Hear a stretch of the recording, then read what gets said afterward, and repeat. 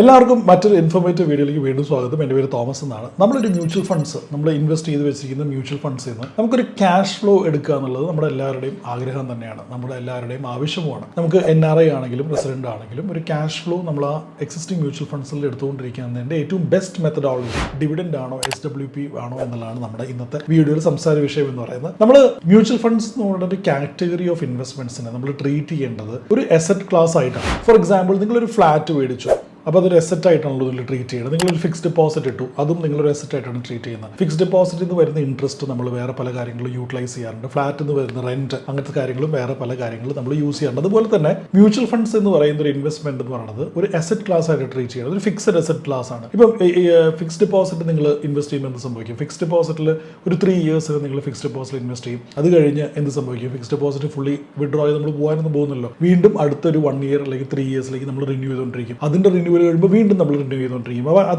അതുകൊണ്ടാണ് അതൊരു asset class എന്ന് പറയുന്നത്. അത് ഇവിടെ ഫിക്സ്ഡ് ആയിട്ട് ഇങ്ങനെ കിടക്കുകയാണ് കാലാകാലങ്ങളായിട്ട് എന്ന് പറയുന്ന പോലെയാണ് മ്യൂച്വൽ ഫണ്ട്സ് എന്ന് പറയുന്നത്. അപ്പോൾ ഫ്ലാറ്റിൽ നിന്ന് നമുക്ക് റെന്റ് കിട്ടുന്നത് പോലെ അല്ലെങ്കിൽ ഫിക്സ്ഡ് ഡെപ്പോസിറ്റ് നമുക്ക് ഇൻട്രസ്റ്റ് ഡ്രോ ചെയ്യുന്ന പോലെ മ്യൂച്വൽ ഫണ്ട്സിൽ നിന്ന് ഡ്രോ ചെയ്യാനുള്ള 2 ഓപ്ഷൻസ് ആണ് ഡിവിഡൻഡ് ആൻഡ് SWP എന്ന് പറയുന്നത്. അപ്പോൾ വീഡിയോയിലേക്ക് കിടക്കുന്നതിനേക്കാൾ മുമ്പ് തോമസ് എന്നാണ് എൻ്റെ പേര്. നമ്മൾ ഈ ചാനലിനകത്ത് ഒത്തിരി financial content, entrepreneurship content, podcast, അങ്ങനത്തെ പല കോണ്ടന്റ് നമ്മൾ ചെയ്യുന്നതാണ്. ഇപ്പോൾ ഗോയിങ് ഫോർവേഡ് നമ്മൾ പല ഫൈനാൻഷ്യൽ ഡിസിഷൻ എടുക്കാനുള്ള കുറേ എനേബിൾ ചെയ്യുന്ന ടൂൾസും കാര്യങ്ങളൊക്കെ നമ്മൾ ചെയ്യുന്നുണ്ട്. അതുകൊണ്ട് ചാനൽ സബ്സ്ക്രൈബ് ചെയ്യുക. അതുപോലെ തന്നെ നമ്മുടെ ഡിസ്ക്രിപ്ഷനകത്ത് ഒരു ഗൂഗിൾ ലിങ്ക് കൊടുത്തിട്ടുണ്ട്. അത് ഒരു 1-on-1 ഫ്രീ മീറ്റിംഗ് ആണ്. നിങ്ങൾക്ക് നമ്മുടെ സർട്ടിഫൈഡ് ആയിട്ടുള്ള ഒരു ഇൻവെസ്റ്റ്മെന്റ് സ്പെഷ്യലിസ്റ്റ് ആയിട്ട് നിങ്ങൾക്ക് 15 minutes ഡെഡിക്കേറ്റഡ് സെഷന് വേണ്ടി നിങ്ങൾ ആ ഗൂഗിൾ ഫോം ക്ലിക്ക് ചെയ്യുക, അത് ഫിൽ ചെയ്യുക. So that you will be able to avail that 15 minutes free financial planning session with the investment specialist. At the same time നിങ്ങളൊരു എക്സിസ്റ്റിംഗ് മ്യൂച്വൽ ഫണ്ട് ഇൻവെസ്റ്റർ ആണെങ്കിൽ നമ്മുടെ ഒരു NISM രജിസ്റ്റേർഡ് ആയിട്ടുള്ള ഒരു research analyst team നമുക്കുണ്ട്. ആ team നിങ്ങളുടെ portfolio analyse ചെയ്തിട്ട് അതിൻ്റെ പ്രോസും കോൺസും സംസാരിക്കുന്നതാണ്.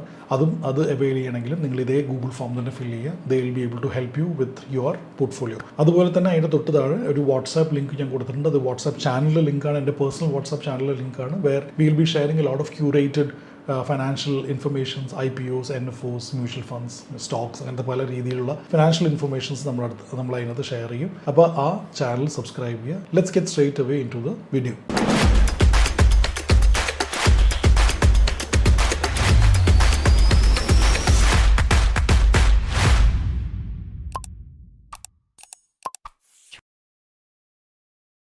നിങ്ങളത് കാണാൻ സമയമില്ലാത്ത ഒരാളാണെങ്കിൽ അല്ലെങ്കിൽ ഫ്യൂച്ചർ റെഫറൻസിന് ഒരു PDF വേണമെങ്കിൽ SWP വേഴ്സസ് ഡിവിഡൻഡ് മലയാളം എന്ന് മാത്രം കമൻറ്റ് ബോക്സിൽ കമൻറ്റ് കൊടുക്കുക.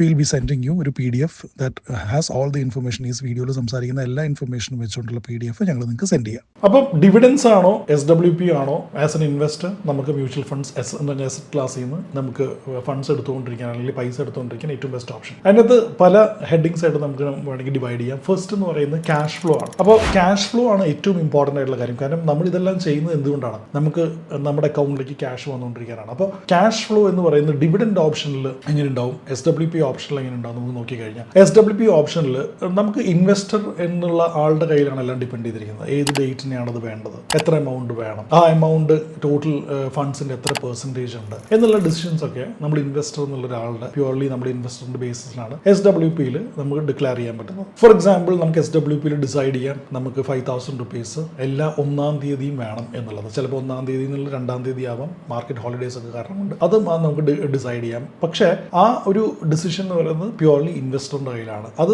കൺസിസ്റ്റന്റ് ആയിട്ട് നമ്മുടെ അക്കൗണ്ടിലേക്ക് വന്നുകൊണ്ടിരിക്കുകയും ചെയ്യും. പക്ഷേ ഡിവിഡൻഡ് ഓപ്ഷൻ, IDCW എന്ന് പറഞ്ഞൊരു ഓപ്ഷൻ മ്യൂച്വൽ ഫണ്ട്സിന് പല മ്യൂച്വൽ ഫണ്ട്സിനും ഉണ്ട്. ആ ഓപ്ഷനകത്ത് നമ്മുടെ ഇൻവെസ്റ്ററിന്റെ കയ്യിലുള്ള ഓപ്ഷനെ അല്ലാതെ അത് ഡിസൈഡ് ചെയ്യുന്നത് ഫണ്ട് മാനേജറാണ്. ഫണ്ട് മാനേജർ എങ്ങനെയാണ് അത് ഡിസൈഡ് ചെയ്യണത്, എത്ര ക്യാഷ് ആ പെർട്ടിക്കുലർ ഫണ്ടിനകത്ത് ഉണ്ടെന്ന് ഡിപ്പെൻഡ് ചെയ്തിരിക്കും. ആ ഫണ്ട്സ് എത്ര പ്രോഫിറ്റ്സ് ജനറേറ്റ് ചെയ്യുന്നു ഡിപ്പെൻഡ് ചെയ്തിരിക്കും. അപ്പോൾ നമ്മുടെ മാർക്കറ്റിനകത്ത് കുറേ ഡിവിഡൻഡ് yield ഫണ്ട്സ് ഉണ്ട് that has been able to deliver constant dividends for the last 10 years.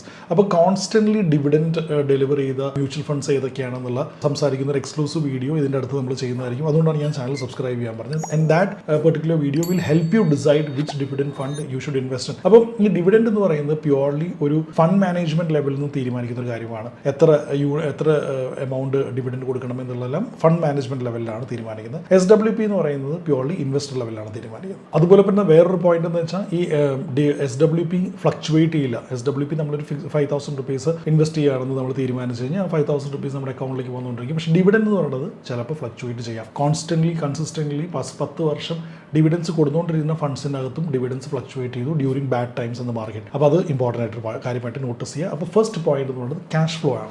രണ്ടാമത്തെ പോയിന്റ് എന്ന് പറയുന്നത് ഫ്ലെക്സിബിലിറ്റിയാണ്. ഇനി ഫ്ലെക്സിബിലിറ്റിക്ക് അത് എന്താ ഉള്ളത്? അതായത് ഇൻവെസ്റ്ററിന് SWP ഓപ്ഷനിൽ ഇൻവെസ്റ്ററിന് വേണമെങ്കിൽ SWP സ്റ്റോപ്പ് ചെയ്യാം, SWPയുടെ എമൗണ്ട് കൂട്ടാം, SWPയുടെ ഡേറ്റ് മാറ്റാം, SWP ഒരു ലോങ് ടേം പ്ലാനിങ്ങിലേക്ക് SWP വേറെ എന്തൊക്കെ ചെയ്യാൻ പറ്റുമെന്ന് നോക്കാം. അങ്ങനെ SWPയുടെ ഫ്ലെക്സിബിലിറ്റി മൊത്തം ഇൻവെസ്റ്റർ കയ്യിൽ തന്നെ ഭയങ്കര ഫ്ലെക്സിബിൾ ആയിട്ടൊരു ടൂളാണ് SWP എന്ന് പറയുന്നത്. ഇത് പറയുമ്പോഴും നമുക്ക് SWPയുടെ നെഗറ്റീവ് കാര്യങ്ങൾ സംസാരിച്ചൊരു പ്യുവർ വീഡിയോ വേറെ ആരും സോഷ്യൽ മീഡിയ സംസാരിക്കാത്ത പല കാര്യങ്ങൾ നമ്മൾ സംസാരിച്ച വീഡിയോ ഞാൻ പ്ലേ ചെയ്തേക്കാം. അതെന്തായാലും കാണുക. SWP ഏറ്റവും ബെസ്റ്റ് ആണെന്ന് പറഞ്ഞു വരികയല്ല, പക്ഷേ ഫ്ലെക്സിബിലിറ്റിയുടെ കേസിൽ SWP എക്സ്ട്രീംലി ഹൈ ആണ്. അപ്പോൾ നിങ്ങൾ ഈ വീഡിയോ ഇതുവരെ കണ്ടുകൊണ്ടിരിക്കുന്നതിൻ്റെ അർത്ഥം നിങ്ങൾ ഈ വീഡിയോയിൽ കുറച്ച് വാല്യൂ കാണുന്നുണ്ട്. അപ്പോൾ ഇത് കൂടുതൽ ആൾക്കാർക്ക് റീച്ച് ഔട്ട് ചെയ്യാൻ വേണ്ടി നിങ്ങൾ ലൈക്ക് ബട്ടൺ പ്രസ് ചെയ്യുക, so that it reaches to the maximum number of people. അപ്പോൾ രണ്ടാമത്തെ പോയിന്റ് എന്ന് പറയുന്നത് ഫ്ലെക്സിബിലിറ്റിയാണ്.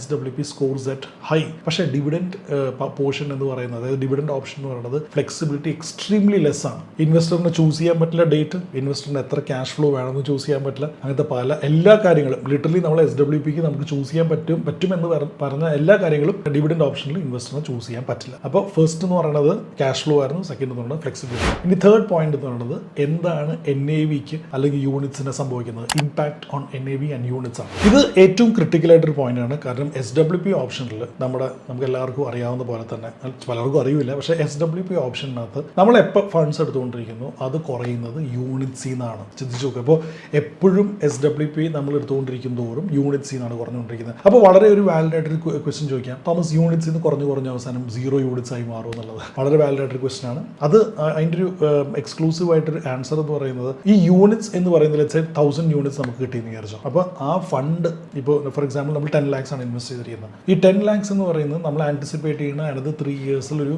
13 to 14% CAGR ക്ലോക്ക് ചെയ്യുന്നതാണല്ലോ. അപ്പോൾ ഐഡിയലി ഫണ്ട് വാല്യൂ കൂടുന്തോറും നമ്മുടെ യൂണിറ്റ്സിന്റെ ആ ഒരു ഫ്രാക്ഷണൽ യൂണിറ്റ്സ് മാത്രമേ പുറത്തെടുത്തുകൊണ്ടിരിക്കുള്ളൂ. 5,000 എന്ന് പറയുമ്പോൾ ഇപ്പോൾ NAV 100 rupees ആണെന്ന് വിചാരിച്ചോ, 100.09 ആണെന്ന് വിചാരിച്ചു. അപ്പോൾ 0.9 യൂണിറ്റ്സ് ആണ് കുറയുള്ളൂ. ഞാൻ പറഞ്ഞു മനസ്സിലായി. അപ്പോൾ ഫ്രാക്ഷണൽ ആയിട്ടുള്ള യൂണിറ്റ്സിൽ നിന്ന് എടുത്തുകൊണ്ടിരിക്കലാണ് ശരിക്കും SWP ചെയ്യുക എന്ന് പറയുന്നത്. And that SWP is done in such a situation where we are expecting the market to grow. അല്ലാണ്ട് പെസിമിസ്റ്റിക് ആയിട്ടൊരു മാർക്കറ്റിലല്ല നമ്മൾ SWP ചെയ്യുന്നത്. പക്ഷേ ഡിവിഡൻസ് ചെയ്യുന്നത് വേണമെങ്കിൽ പെസിമിസ്റ്റിക് ആയിട്ടൊരു മാർക്കറ്റിലാവാം. ഇപ്പോൾ 2025 എന്ന് പറഞ്ഞ സമയം എന്ന് പറയുന്നത്, അല്ലെങ്കിൽ 2024 financial year and 2025 financial year എന്ന് പറയുന്നത് മാർക്കറ്റിൽ വളരെ മോശമായിട്ടൊരു സമയമാണ്. ആ സമയത്ത് മേ ബി നമുക്ക് ഡിവിഡൻഡ് കൺസിഡർ ചെയ്യാം. അപ്പോൾ ഗോയിങ് ബാക്ക് ടു SWP, അപ്പോൾ SWPയുടെ കേസിൽ നമ്മുടെ NAV അല്ലെങ്കിൽ യൂണിറ്റ്സിൽ നിന്നാണ് എടുത്തുകൊണ്ടിരിക്കുന്നത്. നമ്മൾ every time we redeem, nothing happens to the NAV and it goes away from the units. പക്ഷേ ഡിവിഡൻഡിന്റെ കേസിൽ എന്ത് പറ്റും? ഡിവിഡൻഡിന്റെ കേസിൽ NAV എന്നാണ് റെഡ്യൂസ് ചെയ്തുകൊണ്ടിരിക്കുന്നത്. നമ്മൾ എപ്പോൾ ഡിവിഡൻഡ് ആ ഒരു പെർട്ടിക്കുലർ മ്യൂച്വൽ ഫണ്ട്, ആ ഒരു പെർട്ടിക്കുലർ സ്റ്റോക്ക് നമുക്ക് ഒരു സെപ്പറേറ്റ് ടൂവേർഡ്സ് ചെയ്യേണ്ടത് നമുക്ക് സംസാരിക്കാം. ആ ഒരു മ്യൂച്വൽ ഫണ്ട്സ് ഡിവിഡൻഡ് ഇഷ്യൂ ചെയ്യുന്ന സമയത്ത് NAV ആണ് കുറഞ്ഞുകൊണ്ടിരിക്കുന്നത്. Every time the issue dividend NAV comes down. അപ്പം പക്ഷേ ഡിവിഡൻഡ് റീഇൻവെസ്റ്റ്മെന്റ് എന്ത് സംഭവിക്കുന്നു വെച്ചാൽ, റീഇൻവെസ്റ്റ്മെന്റ് ചുമ്മാ ടച്ചപ്പ് ചെയ്യാമെന്ന് വിചാരിച്ചു. റീഇൻവെസ്റ്റ്മെന്റ് എന്ത് പറ്റുന്നു വെച്ചാൽ നമ്പർ ഓഫ് യൂണിറ്റ്സ് നമുക്ക് ആഡ് ചെയ്തുകൊണ്ടിരിക്കും. ഡിവിഡൻഡ് ഇഷ്യൂ ചെയ്ത് റീഇൻവെസ്റ്റ് ആകുമ്പോൾ നമ്പർ ഓഫ് യൂണിറ്റ്സ് നമുക്ക് ആഡ് ചെയ്തുകൊണ്ടിരിക്കും. ഡിവിഡൻഡ് ഓപ്ഷൻ ക്യാഷിൽ പുറത്തേക്ക് എടുക്കാൻ, നമ്മുടെ അക്കൗണ്ടിലേക്ക് എടുക്കാനുള്ള ഓപ്ഷനിൽ NAV എന്ന് കുറഞ്ഞുകൊണ്ടിരിക്കും. SWPയുടെ കേസിൽ എന്ത് പറ്റും? യൂണിറ്റ്സ് കുറഞ്ഞുകൊണ്ടിരിക്കും. അപ്പോൾ യൂണിറ്റ്സ് കുറഞ്ഞുകൊണ്ടിരിക്കുന്ന സമയത്ത് മാർക്കറ്റ് ഒരു 2 years ഡൗൺഫോൾ ആണെങ്കിൽ ഡെഫിനറ്റ്ലി നമ്മുടെ ക്യാപിറ്റൽ എഫക്ട് ചെയ്യും. അതുകൊണ്ട് തന്നെയാണ് SWP വളരെ ഇന്റലിജന്റ് ആയിട്ട് ചെയ്യുന്നത്. ആ വീഡിയോ നിങ്ങൾ എന്തായാലും കാണുക. മാത്രമല്ല 1-on-1 കൺസൾട്ടിങ് ചെയ്യുക, so that you will be able to understand how to manage your SWP as well. ഇനി സെക്കൻഡ് ലാസ്റ്റ് പോയിന്റ് ഉള്ളത് ടാക്സേഷൻ ആണ്. ഫോർ എക്സാമ്പിൾ ഡിവിഡൻഡ് ടാക്സേഷൻ എന്ന് പറയുന്നത് ആ ഇൻഡിവിജ്വലിന്റെ ഏത് ടാക്സ് ബ്രാക്കറ്റിലാണോ ഇരിക്കുന്നത്. ഫോർ എക്സാമ്പിൾ 10% ടാക്സ് ബ്രാക്കറ്റിലാണ് ഇൻഡിവിജ്വൽ ഇരിക്കുന്നതെങ്കിൽ ആ ഡിവിഡൻഡ് 10% ആയിരിക്കും ടാക്സബിൾ എന്ന് പറയുന്നത്. 30%ലാണ് ആ പെർട്ടിക്കുലർ ഇൻഡിവിജ്വൽ ഇരിക്കുന്നതെങ്കിൽ 30% ആയിരിക്കും ടാക്സബിൾ എന്ന് പറയുന്നത്. പക്ഷേ SWPയുടെ കേസിൽ ഇത് നമ്മുടെ ഇൻകം ഫ്രം അതർ സോഴ്സ് ആയിട്ട് ട്രീറ്റ് ചെയ്യില്ല. ഡിവിഡൻഡ് എന്ന് പറയുന്നത് ഇൻകം ഫ്രം അതർ സോഴ്സ് ആയിട്ടാണ് ട്രീറ്റ് ചെയ്യുന്നത്. അതുകൊണ്ടാണ് ടാക്സേഷൻ അങ്ങനെ വരുന്നത്. SWPയുടെ കേസിൽ ഇങ്ങനെയൊന്നും സംഭവിക്കില്ല. ഇതിനകത്തൊരു 1.25 lakhs വരെ എക്സംഷൻ ഉണ്ട് ഒരു വർഷം. ആ 1.25 lakhsന്റെ എബവ് വരുന്ന എമൗണ്ട് ഒരു വർഷം കഴിഞ്ഞ യൂണിറ്റ്സ് ആണെങ്കിൽ അതിനകത്ത് 12.5% ടാക്സേഷൻ എടുക്കും. അത് ആസ് സിമ്പിൾ ആസ് ദാറ്റ്. SWPന് വേറെ ഡിവിഡൻഡിന് വരുന്ന കൺഫ്യൂഷൻ എന്ന് പറയുന്നത്, നിങ്ങൾ NRI ആണെങ്കിൽ അതിനകത്ത് TDS ഡിഡക്ട് ചെയ്യും. ഓഫ്കോഴ്സ് SWPൻ്റെ അകത്തും TDS ഡിഡക്ട് ചെയ്യും. NRO അക്കൗണ്ടിലേക്കാണ് വരുന്നതെങ്കിൽ നിങ്ങൾക്ക് ഓൾട്ടർനേറ്റീവ് സോഴ്സ് ഓഫ് ഇൻകം ഉണ്ടെങ്കിൽ 10% എബവ് ആണ് ഇൻകം ടാക്സ് ബ്രാക്കറ്റിൽ വരുന്നെങ്കിൽ 10% ആയിരിക്കും ആ ഒരു പെർട്ടിക്കുലർ ഡിവിഡൻറ്റിന് ടാക്സബിൾ പെർസെൻറ്റേജ് എന്ന് പറയുന്നത്. പക്ഷേ SWP 1.25 ലാക്സിൻ്റെ അബവ് ഉള്ള എല്ലാത്തിനും 12.5% ആണ് SWPയുടെ ടാക്സേഷൻ എന്ന് പറയുന്നത്. അപ്പോൾ SWP എന്ന് പറഞ്ഞാൽ ക്യാപിറ്റൽ ഗെയിൻ ടാക്സ് ഉണ്ടാവും, പക്ഷേ ഡിവിഡൻഡ് എന്ന് പറയുന്നത് മാർജിനൽ റേറ്റ് ടാക്സ് ആണ്, അതായത് നമ്മുടെ ഇൻകം ടാക്സ് ബ്രാക്കറ്റ് അനുസരിച്ച്. ഇനി ടാക്സേഷൻ്റെ പോയിന്റിൽ ഒരു കാര്യം കൂടി, ഡിവിഡൻഡ് വരുന്നതിൽ എക്സെപ്ഷൻ ഒന്നും നമുക്ക് കിട്ടില്ല, പക്ഷേ SWPയിൽ 1.25 ലാക്സ് എക്സെപ്ഷൻ കിട്ടുകയും ചെയ്യും. 2-3 പ്രാവശ്യം പറഞ്ഞെന്നുള്ളൂ, so that it goes into your head. അപ്പം ഇത്തരം കാര്യങ്ങളാണ് ഡിവിഡൻറ്റിൻ്റെയും SWPയുടെ ഡിഫറൻസ് എന്ന് പറയുന്നത്. അപ്പോൾ ഡിവിഡൻറ്റിൻ്റെയും SWPയുടെ ഡിഫറൻസ് നമുക്ക് മനസ്സിലായി. ഇനി നമുക്ക് ഇതിനകത്ത് ഏറ്റവും ചൂസ് ചെയ്യാൻ പറ്റുന്ന ഏതാണെന്നാണ് നമുക്ക് മനസ്സിലാക്കാൻ പോകുന്നത്. അപ്പോൾ ഇതിനകത്ത് 2 കേസേ ഉള്ളൂ. ഒന്നെന്ന് പറയുന്നത് നമ്മൾ ഇപ്പോൾ ഓപ്റ്റിമിസ്റ്റിക് ആയിട്ടുള്ള മാർക്കറ്റിൽ ബുൾ റണ്ണിൽ SWP തന്നെയാണ് ഏറ്റവും ബെസ്റ്റ് ഓപ്ഷൻ. ഞാൻ എപ്പോഴും SWPയുടെ ആൾ തന്നെയാണ്.